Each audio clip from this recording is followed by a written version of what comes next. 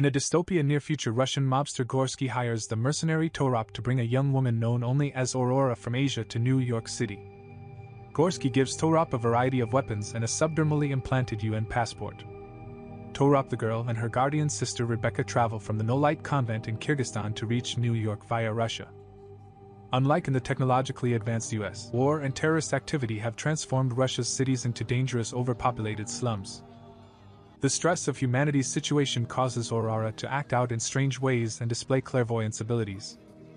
On one such occasion, Aurora, seemingly for no reason, panics and runs from a crowded train station, just before it explodes in a terrorist attack. The protagonists must also evade an unknown group of mercenaries claiming to have been sent by Aurora's supposedly dead father.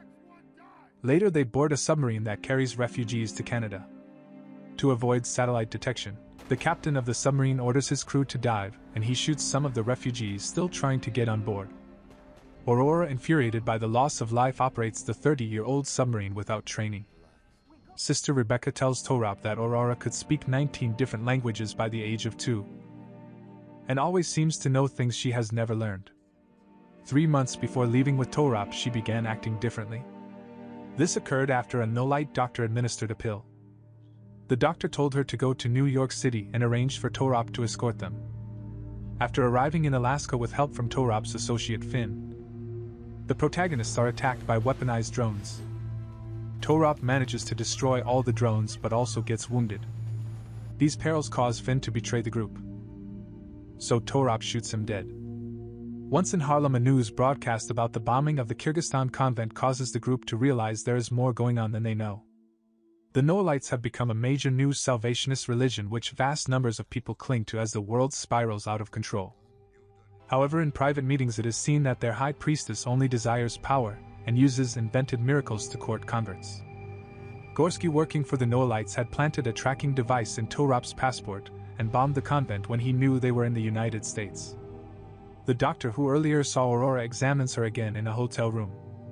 When he leaves, Aurora reveals that she is pregnant with twins despite being a virgin.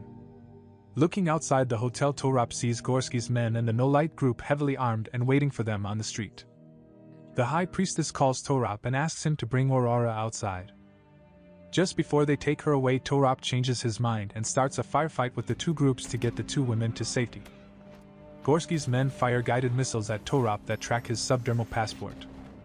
Rebekah gets killed defending Aurora, who in turn shoots Turop.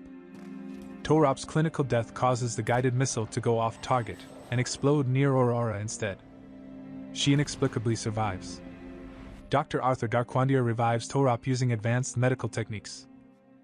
But several of Turop's body parts are replaced with cybernetics to undo the damage of being dead for over 2 hours.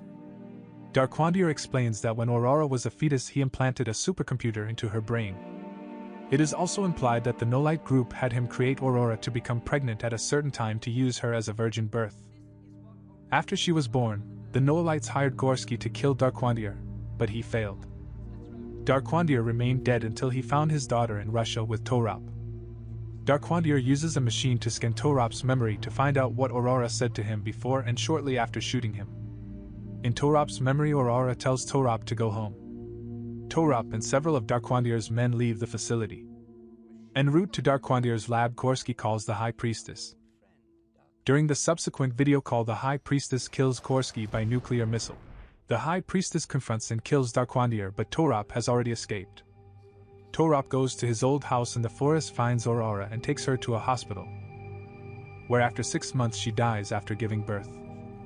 Aurora was designed to breed, not to live, so her death after childbirth was pre-programmed. Turop takes care of her 2 children.